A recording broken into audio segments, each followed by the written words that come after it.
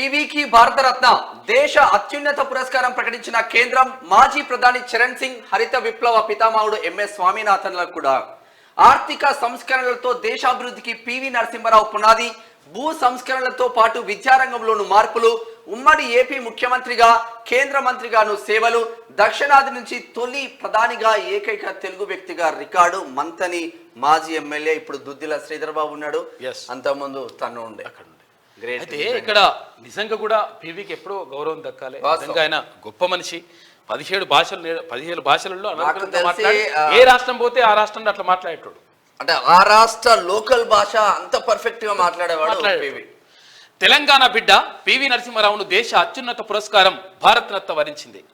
వరంగల్లో పుట్టిన ఆయన దేశ ప్రధాని దాకా ఎదిగారు. కష్టకాలంలో ప్రధానిగా పగ్గాలు చేపట్టి ఆర్థిక సంస్కరణలు తీసుకొచ్చి సంక్షోభం నుంచి దేశాన్ని గట్టెక్కించారు. ఉమ్మడి ఏపీ ముఖ్యమంత్రిగా ఉన్న టైంలో ల్యాండ్ సీలింగ్ యాక్ట్ తీసుకొచ్చి పేదలకు భూములు పంపిణీ చేశారు. చాలా ఇంపార్టెంట్ ఇది. ల్యాండ్ సీలింగ్ యాక్ట్ అంటే 100 ఎకరాలు 1000 ఎకరాలు నాకు మల్లారెడ్డి అంటున్నా, మాకు 600 ఎకరాలు ఉంది అట్లా అంటే, అరే అట్లా కాదురా నాయన, ఒక వ్యక్తికి 54 ఎకరాలు 53 ఎకరాలు అనేటువంటిది ఒక నిబంధన ఉండాలి. దాన్ని దాటితే కరెక్ట్ కాదు అని చెప్పేసి ఒక ల్యాండ్ సీలింగ్ యాక్ట్ తీసుకొచ్చిండు. ఉన్నోనికేమో 100 ఎకరాలు 1000 ఎకరాల భూమి ఉంటే లేనోనికి అసలే లేకుంటున్నది. చాలా దారుణమైన పరిస్థితి. కాబట్టి ఆ ల్యాండ్ సీలింగ్ యాక్ట్ని అప్పుడే తీసుకొచ్చి పేదలకు భూమిని పంపిణీ చేశారు. విద్యారంగంలోనూ మార్పులు తెచ్చి గురుకులాలు, జవహర్ నవోదయ విద్యాలయాలకు పునాది వేశారు. వివిధ రంగాల్లో సంస్కరణలతో దేశాన్ని అభివృద్ధి పదంలో నడిపించిన సంస్కరణలకు ఆద్యుడిగా పేరొందారు. మాజీ ప్రధానమంత్రులు పివి నరసింహారావు, చరణ్ సింగ్ తో పాటు భారత హరిత విప్లవ పితామహుడు ఎంఎస్ స్వామినాథన్లకు కేంద్ర ప్రభుత్వం భారతరత్న ప్రకటించింది. ఇటీవల బీహార్ మాజీ సీఎం కర్పూరి ఠాకూర్, బీజేపీ కురవృద్ధుడు ఎల్కే అద్వానీకి ఈ అవార్డు ప్రకటించిన కేంద్రం ఇప్పుడు మరో 3 అనౌన్స్ చేసింది. మొత్తం ఈ ఏడాది 5 భారతరత్న వరించింది. వీరిలో ఒక్క ఎల్కే అద్వానీ తప్ప మిగిలిన 4 మరణాంతరం అవార్డు దక్కింది. కాగా ఒకే ఏడాదిలో 5 భారతరత్న ప్రకటించడం ఇదే మొదటిసారి.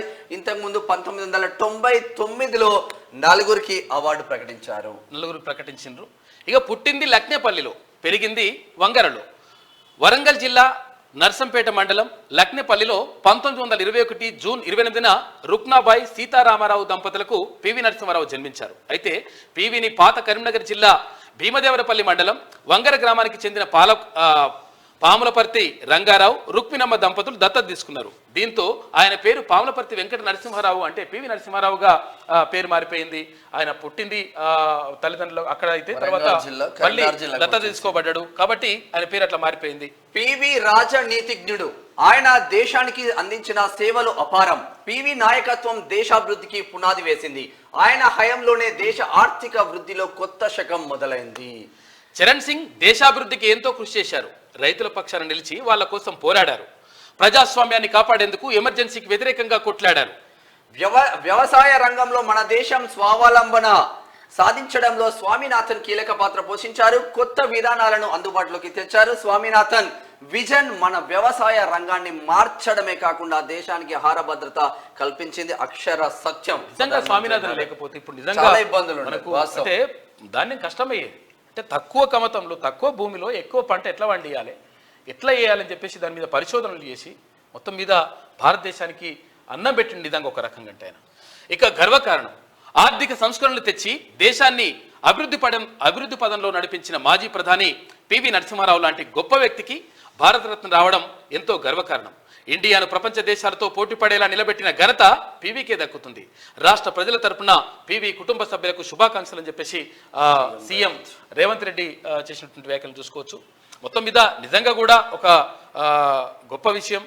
అంటే మరుగున పడేసిందంటే ఒక రకంగా మరుగున పడేసే ప్రయత్నం చేసిండ్రు అనేది ఆరోపణలు ఉన్నాయి. ఎందుకంటే దక్షిణ భారతదేశానికి చెందినటువంటి వాడు, మొట్టమొదటి దక్షిణ భారతదేశం నుంచి ప్రధానమంత్రి అయినటువంటి వాడు, తర్వాత ఇక్కడ అంటే తెలంగాణ నుంచి, అది అంటే ఉమ్మడి ఆంధ్రప్రదేశ్ నుంచి ఇప్పుడు తెలంగాణ నుంచి ప్రధానమంత్రిగా అయినటువంటి గొప్ప మహనీయునిగా చెప్పుకోవచ్చు. 17 భాషలు అంటే not a joke. Hindi, English, local language మాట్లాడగలరు.